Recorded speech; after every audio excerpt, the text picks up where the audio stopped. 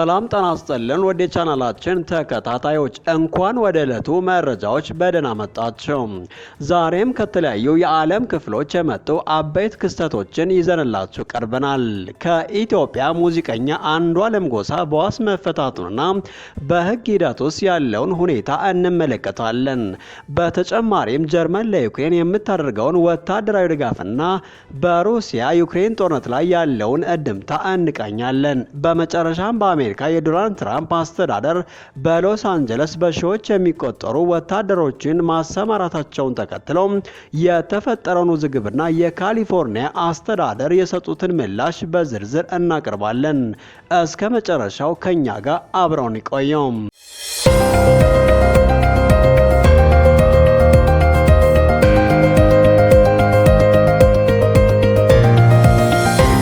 አቃቤ ሕግ በሙዚቀኛ አንዷለም ጎሳ ላይ ክስ ባለመመስረቱ በዋስ መፈታቱን ጠበቃው ገለጹ። ሙዚቀኛ አንዷለም ጎሳ የሴት ጓደኛው ቀነኒ አዱኛ ሞት ጋር በተያያዘ ታስሮ የቆየ ሲሆን አሁን ግን አቃቤ ሕግ ክስ ባለመመስረቱ በዋስ ተለቋል። ጠበቃው ሊበን አብዲ ለቢቢሲ እንደተናገሩት አንዷለም ለ3 ወራት በስር ላይ ከቆየ በኋላ በ50 ሺህ ብር ዋስ ማክሰኞ ሰኔ 3 2017 ዓ.ም ተፈቷል። ፍርድ ቤቱ ይህንን ውሳኔ ያስተላለፈው አቃቤ ሕግ የተሰጠውን የጊዜ ገደብ ተጠቅሞ ክስ ማቅረብ ባለመቻሉ ነው። ፖሊስ ምርመራውን ግንቦት 15 2017 ዓ.ም አጠናቆም ለአቃቤ ሕግ ቢያስተላለፈም አቃቤ ሕግ በ15 ቀናት ውስጥ ክስ መመስረት ወይም ምርመራው በቂ እንዳልሆነ ገልጾ መዝገቡን መዝጋት ሲገባው አላደረገም። በዚህ ምክንያት ጠበቃው ጓደኛው ከሕግ ውጪ ታስሯል በማለት የሰውነት ነጻነት ጥያቄ አቅርበው ፍርድ ቤቱም ጥያቄውን በመቀበል አንዷለም በዋስ እንዲፈታ ወስኗል። የሟች ቀነኒ አባት አቶ አዱኛ ዋቆ ግን በልጃቸው ሞት ምክንያት ተጠርጥረው በዋስ መለቀቁን በመቃወም ልጄን ለሁለተኛ ጊዜ ነው የገደላት ሲሉ ለቢቢሲ ቁጭታቸውን ገልጸዋል። እንደ እርሳቸው ገለጻ ፖሊስም ሆነ አቃቤ ሕግ እስካሁን ድረስ በምርመራቸው የደረሱበትን አላወቁም። 3 ወራትም ፍሬ ቢስ በሆነ መልኩ አልፏል። ቀነኒ ሞዴልና የማስታወቂያ ባለሙያ የነበረች ሲሆን መጋቢት 1 2017 ዓ.ም ሌሊት ከጮኛዋ ጋር የኖርበት ከነበረው ህንፃ 5ኛ ፎቅ በረንዳ ላይ ወድቃ ህይወቷ አልፏል። ቀደም ሲል አንዷለም በነፍስ ግድያ ስለተጠረጠረ ማስረጃዎችን ሊያጠፉ ይችላሉ በሚል ዋስትናው ተከልክለው ነበር። የሙዚቀኛው ጠበቃ እንደገለጹ ለቀጣይ የፍርድ ቤት ቀጠሮ ያልተሰጠ ሲሆን የአቃቤ ሕግ ክስ የመመስረት ወይም መዝገቡን የመዝጋት ውሳኔ እየጠበቁ ነው። አቶ አዱኛ ዋቆም ልጃቸው ከፎቅ ላይ ወድቃ ህይወቷ ማለፉን እንደሚያምኑና ፍትህ ብቻ እንደሚፈልጉ ገልጸው ሆኖም አንዷለምና ቀነኒ ጥሩ ግንኙነት እንደነበራቸው አስታውሰዋል። ቀነኒ 25 ዓመቷ ህይወት ያለፈ ሲሆን ከአርባ ምንጭ ዩኒቨርሲቲ የሃይድሮሊክና ውሃ ኢንጂነሪንግ ተመርቃለች። ይህ በእንዲህ እንዳለ ጀርመን ለዩክሬን የምታደርገው ወታደራዊ ድጋፍ የዛችን ሀገር የመከላከል አቅም በእጅጉ የሚያጠናክር እንደሆነ ተንታኞች እየተናገሩ ነው። ይህ ድጋፍ በዋናነት የአየር መከላከያ ሚሳይሎችን፣ ሮኬቶችንና ሌሎች ወሳኝ ወታደራዊ መሳሪያዎችን ያካተተ ሲሆን ዩክሬን ሉዓላዊነትና ግዛቷን ለመከላከል የሚያስፈልጋትን አቅም እንድትገነባ ያስችላታል እያሉ ነው። በተለይም አሁን ባለው የጂኦፖለቲካዊ ሁኔታ ኢራን ለሩሲያ የባለስቲክ ሚሳይል ልትሰጥ ነው የሚለው መረጃ ሲሰማ የጀርመን የአየር መከላከያ ድጋፍ እጅግ ወቅታዊና ወሳኝ ይሆናል። እነዚህ የሚሳይል ስርዓቶች ዩክሬን ከአየር ላይ የሚሰነዘሩ ጥቃቶችን በተለይም ደግሞ ከሩሲያ ጋር ከኢራን የሚመጡ ዘመናዊ ሚሳይሎችን ለመመከት ከፍተኛ አስተዋጽኦ ያደርጋሉ። የጀርመን መንግስት ይህንን ድጋፍ በማድረግ ለዩክሬን ያላትን ቁርጠኝነት የሚያሳይ ሲሆን ይህ ደግሞ በምስራቅ አውሮፓ ያለውን መረጋጋት ለማስጠበቅ ትልቅ ጠቀሜታ አለው እያሉ ነው። ከቅርብ ጊዜ ወዲህ ጀርመን ለዩክሬን 5 ቢሊዮን ዩሮ የሚገመት አዲስ ወታደራዊ እርዳታ ለመስጠት ተስማምታለች። ይህ እርዳታ የዩክሬንን መከላከያ ሰራዊት አቅምን ከፍ ለማድረግ ያለመ ሲሆን ከዚህ ቀደም የጀርመን ፓርላማ ያጸደቀው ነው። በተጨማሪም የጀርመን መንግስት ከዩክሬን ጋር የረጅም ርቀት የጦር መሳሪያ በጋራ ለማምራት የሚያስችል ስምምነት ተፈራርመዋል። ይህ ማለት ጀርመን የረጅም ርቀት ሚሳይሎች በዩክሬን ውስጥ እንዲመረቱ የገንዘብ ድጋፍ ታደርጋለች ማለት ነው።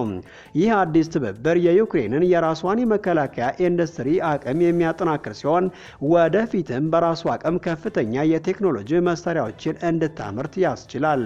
ይህ የጀርመን እርምጃ ለዩክሬን የአጭር ጊዜ ወታደራዊ ፍላጎቶች ምላሽ ከመስጠት ባሻገር ለረጅም ጊዜ የሚዘልቅ ደህንነትና መረጋጋትን ለማረጋገጥ የሚረዳ ስትራቴጂካዊ ኢንቨስትመንት ተደርጎ እየታየ ነው። በመጨረሻም ዶናልድ ትራምፕ በሎስ አንጀለስ በሺዎች የሚቆጠሩ ወታደሮችን ማሰማራታቸውን የአምባገነን ቅዠት ሲሉ የግዛቲቱ አስተዳዳሪ ፈረጁ። የፕሬዝዳንት ዶናልድ ትራምፕ አስተዳደር ስደተኞችን መክበብና በቁጥጥር ስር ማዋል ፖሊሲ ጋር ተያይዞ በተነሳ ተቃውሞ በሺዎች የሚቆጠሩ ወታደሮች መሰማራታቸውን የአምባገነን ፕሬዝዳንት ቅዠት ሲሉ የካሊፎርኒያ ግዛት አስተዳዳሪ ዘለፉ። ተቃውሞ በሌሎች ከተሞች የተዛመተ ሲሆን ሎስ አንጀለስን የምትካተትበትን የካሊፎርኒያ ግዛት የሚያስተዳድሩት ጋቪን ኒውሶም ሁኔታውን ያቀጣጠለው የትራምፕ ነው ሲሉ ወቅሰዋቸዋል። ቀናትን ባስቆጠረው በዚህ ተቃውሞ ትራምፕ በሺዎች የሚቆጠሩ ወታደሮችና የባህር ኃይል አባላት ማሰማራታቸውን አስተዳድሩ ጋቢው እርምጃው የአምባገነኑ ፕሬዝዳንት ቅጥ ያጣ ቅዠት ሲሉ ዘልፏቸዋል። በሎስ አንጀለስና አካባቢው 700 የአሜሪካ ባህር ኃይል አባላት እንዲሁም 4000 የብሔራዊ ዘብ አባላት ተሰማርተዋል። ግዛቲቱ ያለ አስተዳዳሪ ፈቃድ ወታደር በመላክ ፕሬዝዳንቱን እየከሰሰች ነው። የአሜሪካ መከላከያ በሀገሪቱ ግዛት ውስጥ ሕግ የማስከበር ሚና መኖሩ ያልተለመደ ነው። ከፕሬዝዳንት ትራምፕ የስደት ፖሊሲ ጋር ተያይዞ የተነሳ ተቃውሞ በከፍተኛ ሁኔታ የተቀጣጠለባት ሎስ አንጀለስ የሰዓት እላፊ አዋጅም ተጥሎባታል። ከአርብ ጀምሮ በሎስ አንጀለስ 4 የሜክሲኮ ዜጎች በቁጥጥር ስር ውለው ወደ ሜክሲኮ እንዲመለሱ መደረጋቸውን የሀገሪቱ የውጭ ጉዳይ ቢሮ አስታውቋል። በሎስ አንጀለስ ትራምፕ ባሰማሯቸው ወታደሮችና በተቃዋሚዎች የተከሰተው ፍጥጫ ከ1965 ወዲህ የሀገሪቱ ፕሬዝዳንት ያለ ግዛቷ አስተዳዳሪ ፈቃድ ብሔራዊ ዘብን ያሰማራበት የመጀመሪያው ክስተት ነው።